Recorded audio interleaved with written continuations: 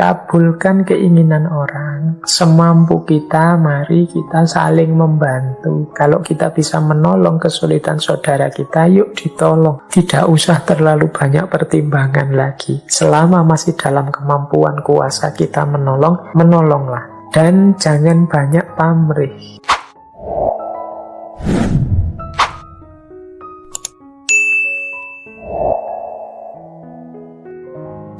Assalamualaikum warahmatullahi wabarakatuh. Bismillahirrahmanirrahim. Wedya ing Allah. Jadi takutlah kepada Allah. Ini kualitas yang kita semua sebenarnya sudah tahu, bahwa orang yang dekat dengan Allah itu cirinya antara lain takut kepada Allah. Orang yang takut kepada Allah itu pasti hidupnya terjaga.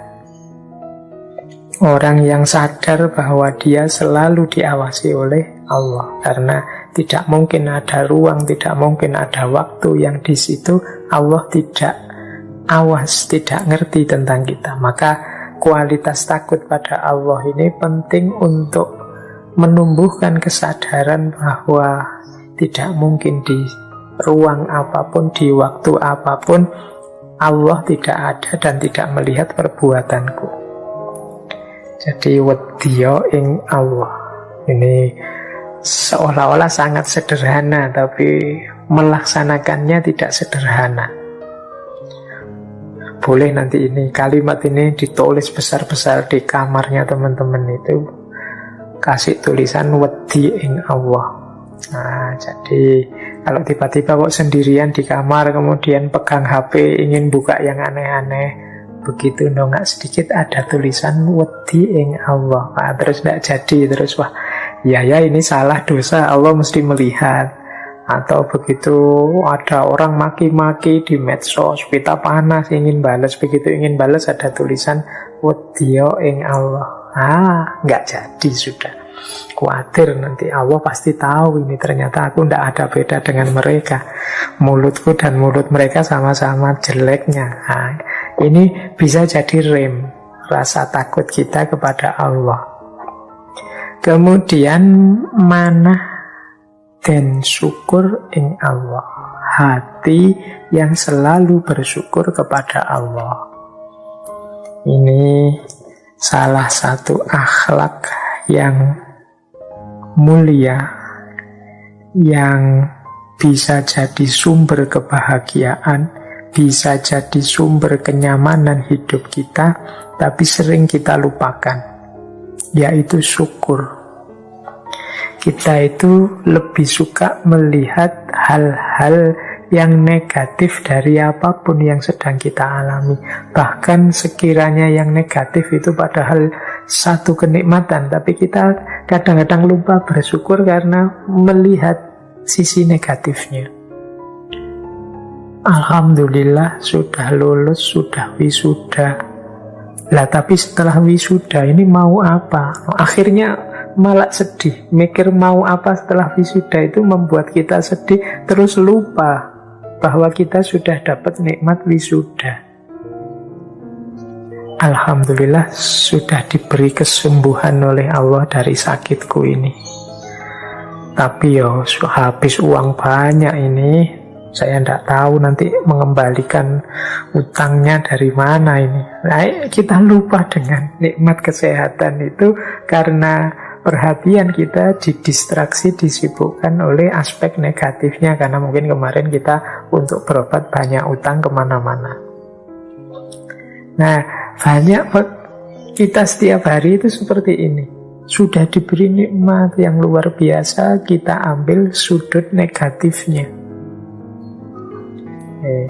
Maka penting pesannya Kanjeng Sunan ini, manah dan syukur ing Allah. Yuk hati kita dibiasakan untuk selalu bersyukur. Kita ini hidup dari detik per detik, masih bisa menikmati apapun di dunia ini. Itu kan anugerah yang luar biasa dari Allah. Jantung kita masih berdetak, kita masih mampu bernafas, mengambil nafas dan mengeluarkan nafas. Dan itu pun sering kita lupakan sebagai satu anugerah dari Allah, sehingga kita melupakan aspek syukur ini. Bayangkan kalau kita bisa ambil nafas saja, begitu selesai ambil nafas, buang nafasnya tidak bisa. Atau sebaliknya, buang nafas bisa, ambilnya tidak bisa. Pasti innalillahi itu kan. Berarti sekedar bernafas saja itu nikmat yang luar biasa dari Allah. Tapi itu pun kita tidak pernah bersyukur, tidak pernah terima kasih kepada Allah. Kita selalu nuntut, selalu kecewa, selalu marah-marah, selalu tidak terima pada keputusan-keputusan Allah. Seolah-olah kesulitan sedikit yang kita rasakan sekarang itu menutupi 90% kenikmatan yang diberikan oleh Allah. Sehingga terus kita lupa dengan bersyukur. Maka Kanjeng Sunan wanti-wanti secara khusus, syukurlah kepada Allah. Kemudian kudu ngakehaken pertobat. Kudu ngakehaken pertobat itu harus memperbanyak tobat. Jadi tobat itu berarti kesadaran bahwa kita itu manusia, kita itu banyak salahnya, banyak kurangnya, sering khilaf. Meskipun kita sering juga tidak ngaku kalau kita salah dan kita khilaf. Maka ayo jangan berhenti bertobat. Bahkan yang tidak bersyukur tadi saja itu sebenarnya juga termasuk perilaku tidak tahu diri di hadapan Allah. Harusnya kita juga sudah bertobat pada Allah. Banyak perilaku-perilaku yang tidak kita sadari, yang ini sebenarnya tidak pas, tidak cocok. Maka perbanyaklah bertobat. Kita sering kalau ada kesulitan menyalah-nyalahkan Allah. Kita sering kalau ada kenikmatan merasa bahwa itu karya kita, hasil kita. Nah, ini kan juga perilaku yang harus kita tobati. Kita sering merasa lebih dari yang lain. Ini pun harus kita tobati. Kita sering menganggap bahwa kita ini orang yang lebih istimewa. Atau sebaliknya, ada yang minder menganggap bahwa kita ini tidak punya keistimewaan apa-apa. Seolah-olah Allah tidak memberi apa-apa pada kita. Dua-duanya harus kita tobati. Dan rasanya masih sangat banyak hal-hal yang harus kita tobati. Harus kita sadari bahwa itu salah dan berjanji tidak akan mengulangi lagi, kemudian minta maaf kepada Allah. Jadi kudu ngakehaken pertobat. Setelah titip tajuk fakir miskin, sholat dan puasanya dijaga, istiqomah dalam ibadah, takutlah pada Allah, bersyukur dan bertobatlah. Nah, ini pesan-pesan kunci. Hanya satu kalimat ternyata kalau dijelaskan ya panjang. Tapi paling tidak satu kalimat ini bisa menyadarkan kita. Ini kalau yang mengucapkan langsung Kanjeng Sunan di depan kita itu pasti lebih masuk, lebih meresap dalam diri kita. Karena faktor yang mengucapkan. Kalau yang mengucapkan hanya saya, mungkin kalian berhenti hanya pada tahu dan tidak tahu saja. Mungkin kalian ngomongnya sudah pernah Pak, wis tahu Pak, dan lain sebagainya. Ya kalau yang mengucapkan Kanjeng Sunan langsung pada kita, ya meskipun sudah pernah, tapi rasanya pasti beda. Lebih merasuk, lebih meresap. Oke, jadi petata petiti ini boleh nanti dibaca sendiri di kamar sambil merasakan bahwa ini pesan dari seorang wali kekasihnya Allah. Saya baca agak cepat, ini bagian akhlak. Ini ada banyak prinsip-prinsip moral. Ini saya baca cepat ya. Singkirna sifat kanden wanci, duwena sifat kang wanti. Jauhi sifat yang tidak baik, milikilah sifat yang baik. Kegunem sifat kang pinuji, miliki sifat terpuji. aja ilok gawe bobat, jangan suka berbohong. Aja ilok ngicek rarohi ing wong, jangan suka menghina orang lain. Aja ngagungaken ing salira, jangan mengagungkan diri sendiri. Aja ujub riya sum'ah takabur, jangan ujub riya sum'ah takabur. Aja duwe ati ngunek, jangan dendam. Ing panemu aja gawe tingkah. Bila engkau pandai, banyak gagasan, jangan sombong. Dan bisa mekeng ing nafsu, harus bisa menahan hawa nafsu. Angasana diri, harus bisa mawas diri. Ini prinsip-prinsip moral dasar. Masih sangat banyak pedoman-pedoman moral, tapi ini beberapa yang disampaikan oleh Kanjeng Sunan. Mari kita jadi orang yang baik, dan mari kita hindari sifat-sifat yang tidak baik dan tidak terpuji. Sebenarnya kita sudah tahu, makanya mungkin tidak perlu dijelaskan panjang lebar detail. Teman-teman sudah tahu. Ketika ada larangan-larangan seperti ini, sebenarnya kita akan mengangguk, iya memang tidak boleh yang itu. Hanya saja kita ini sering tidak peduli dalam penerapannya sehari-hari. Kita itu tahu kalau ditanya, apa kita tidak boleh sombong? Iya, kita memang tidak boleh sombong.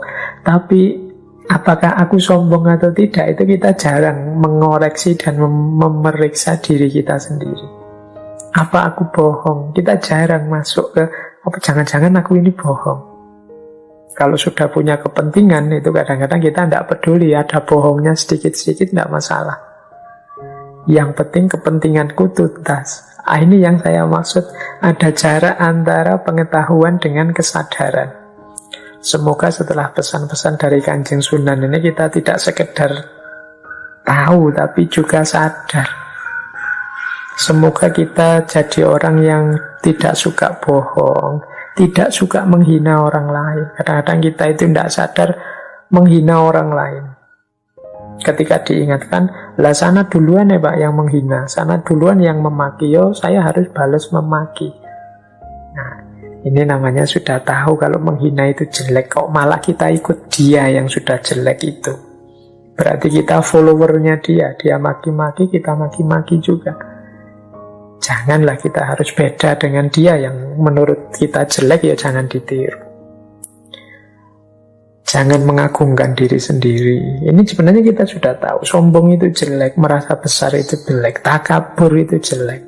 Tapi ya seringkali kita khilaf dalam hal ini. Kadang-kadang kita, saya sombong ini kan biar dia sadar Pak, bahwa bukan dia saja yang besar. Nah ini menurut saya masalah. Jadi untuk memadamkan api, jangan dengan api juga. Memadamkan api dengan air. Jadi jangan sampai kita salah membaca diri kita sendiri. Seolah-olah kalau orang lain sombong itu pasti salah.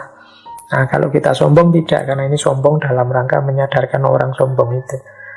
Nah, ini pesannya Kanjeng Sunan, janganlah. Jangan mengagungkan diri sendiri. Jangan ujub riya sum'ah. Ujub itu kagum dengan dirinya sendiri. Wah, ternyata aku ini memang soleh. Ternyata aku ini memang alim. Ternyata aku ini memang orang luar biasa. Baru sadar aku. Itu namanya ujub. Jangan riya, ingin pamer. Biar orang-orang tahu betapa aku ini wawasanku luas. Biar orang-orang ngerti bahwa aku ini pinter loh cara berpikirnya. Biar orang-orang ngerti bahwa kalau aku menganalisis itu bisa canggih. Itu namanya riya. Jangan sum'ah. Sum'ah ini dekat dengan ujub. Kalau ujub itu keluar dari diri kita. Kalau sum'ah itu kita seneng kalau ada orang-orang muji kita. Orang-orang mungkin mengungkap kebesaran kita. Wah, sampean ini memang orang luar biasa. Wah, sampean ini memang pointernya kalau menjelaskan itu kagum saya. Terus begitu ada teman bilang begitu, kita ikut, oh iya ya, Aku tuh memang hebat. Buktinya teman-teman ini ngakui semua. Itu namanya sum'ah. Nah, ini penyakit-penyakit hati yang dipesankan oleh Kanjeng Sunan. Semoga kita tidak ada di situ. Jangan dendam. Semoga kita bisa menahan hawa nafsu. Dan mari kita selalu mawas diri. Jadi mawas diri itu berarti pandangan kita lebih banyak terarah pada diri kita sendiri. Jadi seperti orang yang pegang kaca. Pegang kaca itu kan melihat dirinya sendiri lebih banyak. Jadi bukan seperti orang yang pegang senter. Kalau pegang senter melihat keluar ke sana. Kalau pegang kaca itu melihat dirinya sendiri ke dalam. Jadi kalau ada yang jelek-jelek, ada yang hitam, ada yang kotor dari wajah kita, kita tahu. Nah, itu namanya mawas diri. Semoga pegang senter kita tidak lebih banyak daripada pegang kacanya. Karena orang terlalu banyak pegang kaca itu biasanya mencari-cari salahnya yang lain-lain sampai lupa bahwa dirinya juga banyak salah.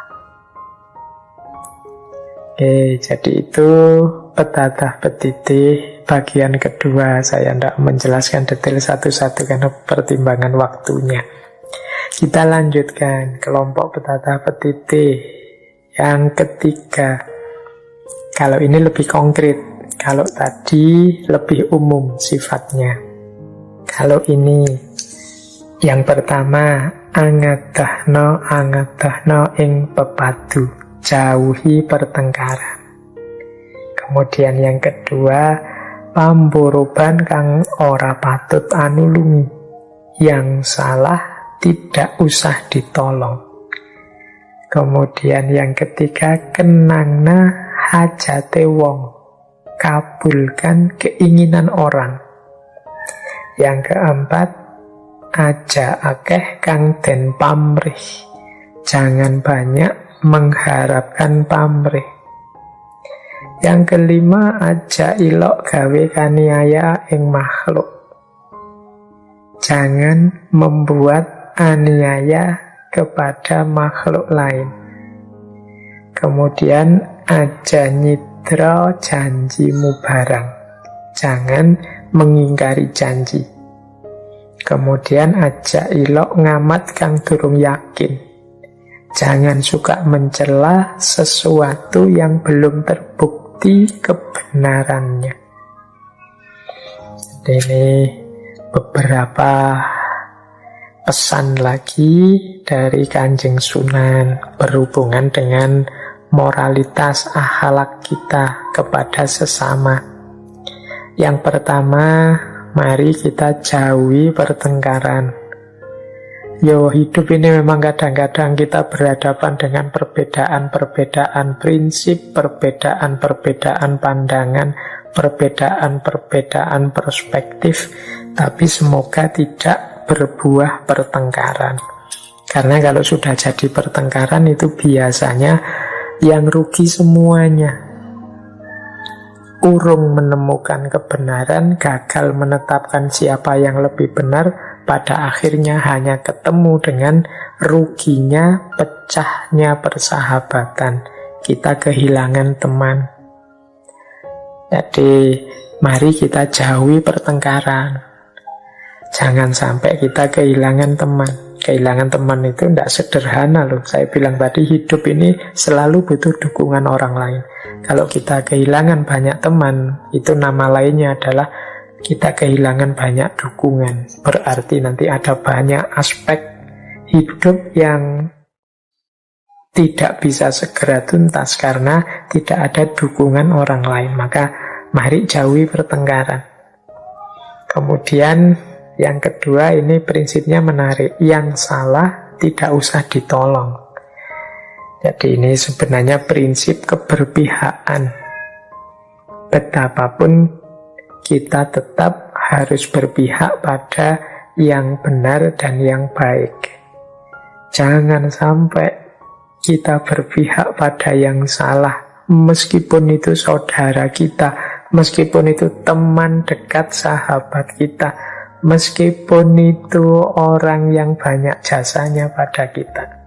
Tetap prinsipnya yang salah tidak usah ditolong. Jadi salah ya dibilang salah. Orang salah itu biasanya harus siap dengan konsekuensi dari kesalahan yang dia lakukan.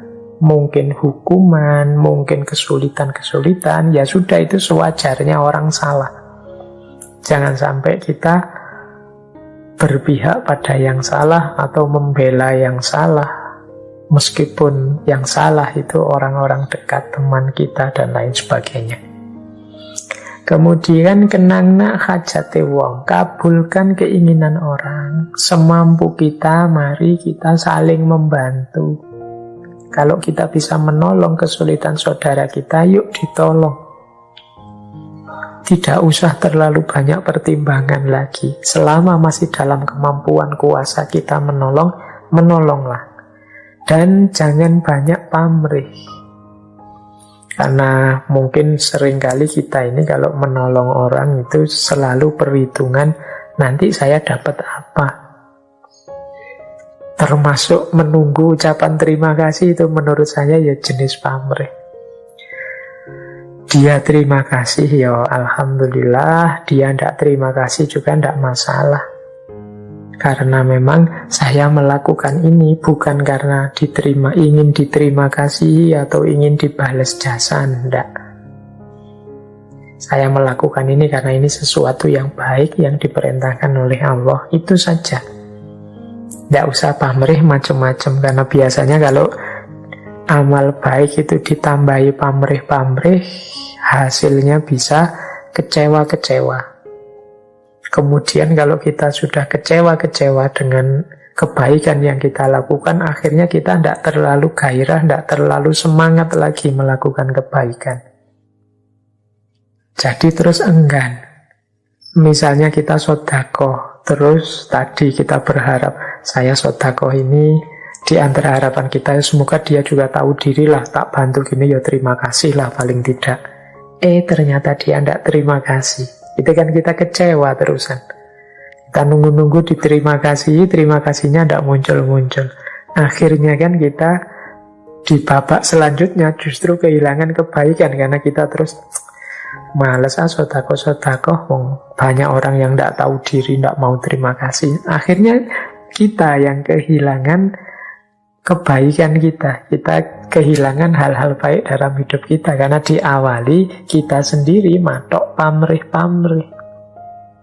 Maka yuk kalau bisa kita lakukan kebaikan dengan sesedikit mungkin pamrih lah. Kalau memang apa bisa Pak tidak ada pamrih, yuk sekecil mungkin, atau tidak usah bergantung lah pada pamrih-pamrih.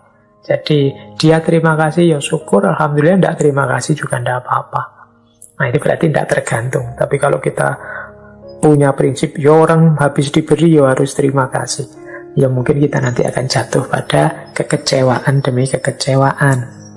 Bukan masalah kecewanya, tapi karena selanjutnya mungkin kita tidak lagi terlalu percaya dengan kebaikan. Kalau sudah tidak terlalu percaya, akhirnya kita tidak menjalankan kebaikan lagi. Dan pada akhirnya yang banyak rugi justru kita sendiri. Kemudian jangan menganiaya makhluk yang lain, ini pasti ya. Jangan mengingkari janji. Dan yang selanjutnya, jangan suka mencela sesuatu yang belum terbukti kebenarannya. Ini yang terakhir, ini seolah-olah pesan pada kita hari ini. Aja ilok ngamat kang durung yakin. Jadi jangan suka mencela sesuatu kalau belum yakin benar, belum terbukti kebenarannya. Belakangan ini kan banyak beredar di kita berita-berita palsu, hoax. Biasanya kalau hoax ini cocok dengan prinsip kita atau dengan aspirasi kita. Meskipun bohong itu kita benarkan begitu saja. Misalnya karena kita benci pada seseorang, tiba-tiba ada fitnah atau hoax yang buruk tentang orang itu, biasanya kita cenderung membenarkan fitnah atau hoax itu. Kalau ada orang menjelaskan, salah mas, tidak begitu, itu berita palsu, biasanya kita ngeyel, bisa saja benar, mana ada asap kalau tidak ada api. Misalnya kan kita ngeyel, pokoknya orang yang kita benci itu harus tetap salah, harus keliru. Kita diluruskan tidak mau. Nah, ini dipesan oleh Kanjeng Sunan, Mbok yo.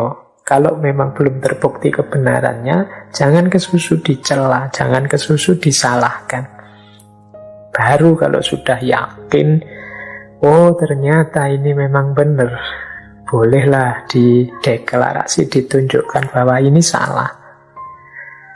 Jadi ini menurut saya sangat relevan dengan situasi kita hari ini yang sering terseret oleh arus viral dan tidak viral, yang kadang-kadang tidak kritis, sehingga meskipun belum terbukti benar salahnya, kita langsung saja ikut menimpali sesuai dengan aspirasi dan keinginan kita. Baik, nah ini kelompok yang keempat, ini kelompok tata perilaku, tata krama atau tepo seliro. Yang pertama, tepo saliro den adol, tampilkan perilaku yang baik dan hormat ing wong tua. Harus hormat pada orang tua dan hormat ing leluhur, harus hormat kepada leluhur. Hormaten emanen mulyaken ing pusaka. Hormati, sayangi dan muliakan pusaka. Dan welas asih ing sapada-pada, hendaknya menyayangi sesama manusia. Dan muliakan ing tetamu, menghormati tamu. Nah ini bagian hormat menghormati. Jadi secara umum kita memang harus tampil jadi orang yang penuh tata krama dan hormat kepada siapa saja.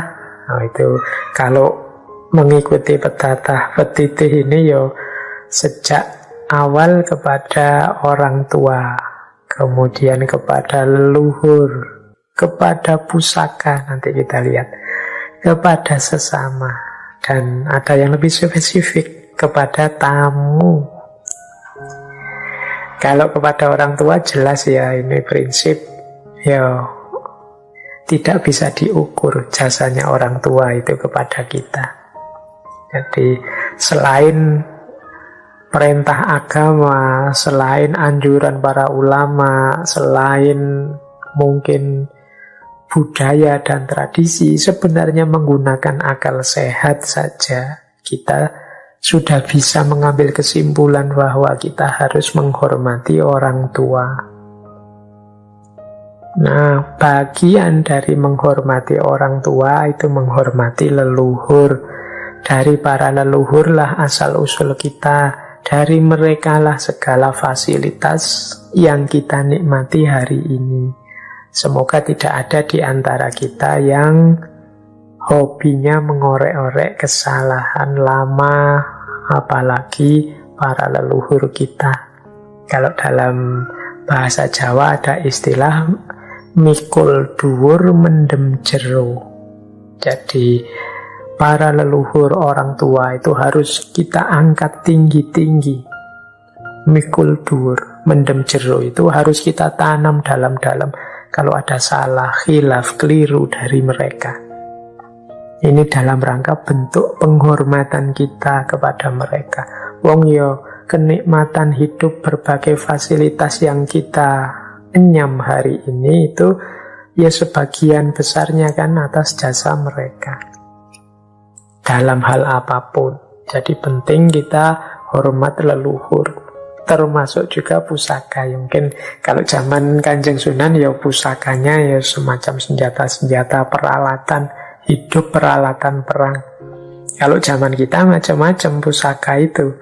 Kalau menurut saya ya bagi dosen misalnya laptop itu ya pusakanya, HP itu pusakanya hari ini, peralatan pendidikan itu ya pusakanya. Bagi pedagang mungkin timbangan itu ya pusakanya. Bagi nelayan mungkin jaring kapal itu pusakanya. Jadi alat sarana yang dipakai untuk memenuhi kebutuhan, menjalankan amanah baik sebagai hamba maupun sebagai khalifah. Jadi itulah kalau menurut saya pusaka. Maka kita harus menghormati, menyayangi para akademisi, teman-teman yang belajar itu ya pusakanya ya buku. Jadi kitab-kitab dan lain sebagainya dan lain sejenisnya ya harus kita muliakan. Jadi jangan sampai misalnya kita ini pelajar tapi tidak suka dan tidak hormat pada buku. Ya kita akan nanti manen hasilnya. Mungkin kita tidak akan sukses di ranah akademik, di ranah ilmu. Jadi hormaten, emanen, muliakan ing pusaka. Kemudian menyayangi sesama, pastinya ya kita sesama manusia. Relasi yang paling indah adalah relasi saling menyayangi. Bukan relasi saling mengambil keuntungan, apalagi relasi saling mengalahkan dan saling menghancurkan. Hidup ini hanya sekali, mbok kita cari yang nyaman saja dalam berhubungan dengan sesama. Termasuk dalam hal menghormati tamu. Baik, yang terakhir ini masih ada beberapa kelompok. Ini menurut saya ini kelompok yang berhubungan dengan pengendalian diri. Ini mungkin saya baca sekilas saja karena waktunya sudah sangat mepet. Yang pertama, aja dahar yang durung ngelih, aja nginum yang durung ngelak. Jadi jangan makan sebelum lapar, jangan minum sebelum haus. Ini pengendalian diri, tidak berlebihan. Jadi paradigma hidup yang pas. Tidak kurang ya tidak lebih. Aja turu yang durung katekan arit. Jangan tidur sebelum ngantuk. Kalau dipaksakan tidur sebelum ngantuk, jangan-jangan nanti kita jadi orang yang justru lebih banyak ngantuknya daripada tidak. Wong yo, ndak ngantuk kita paksa tidur, lama-lama jam tidurnya jadi melebar panjang. Yen kaya dan luhur. Kalau kaya ya yang dermawan lah, yang luhur. Dan suka wenan lan suka memberi gelis lipur. Jika sedih jangan diperlihatkan, agar tidak lekas hilang. Agar lekas hilang, kok tidak lekas hilang. Jadi jangan diperlihatkan itu, bahkan bila perlu jangan diperlihatkan pada diri kita sendiri. Kesedihan itu nikmati sebentar saja, jangan berlama-lama. Dan jangan terus diceritakan kemana-mana, karena kadang-kadang kalau banyak diceritakan kemana-mana kesedihan kita itu terus menyebar kemana-mana, semua orang cerita, terus jadi lebih panjang. Apalagi untuk hal-hal yang memang mau tidak mau harus dialami, dan sudah dialami. Ini jadinya lama hilangnya. Ya terkecuali mungkin untuk hal-hal yang berkenaan dengan keadilan, kezaliman, itu mungkin ya harus dilaporkan mungkin ke polisi atau siapa. Tapi untuk kesedihan-kesedihan yang sifatnya individual, rasa, itu mungkin ya lebih baik tidak banyak diperlihatkan, dicerita-ceritakan biar cepat hilang.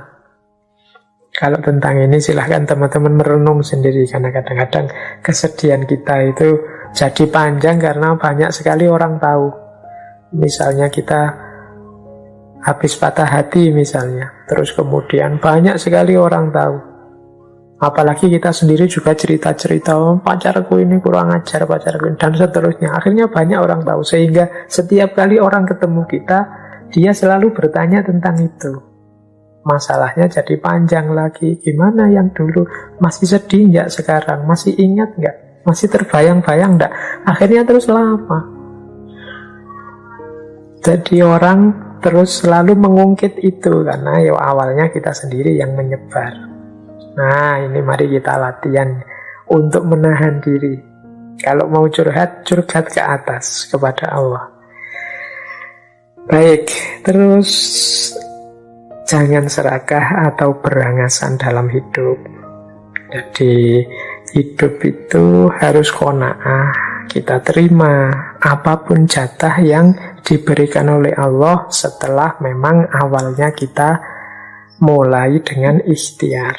Dan jangan berangasan. Berangasan itu kemerungsung.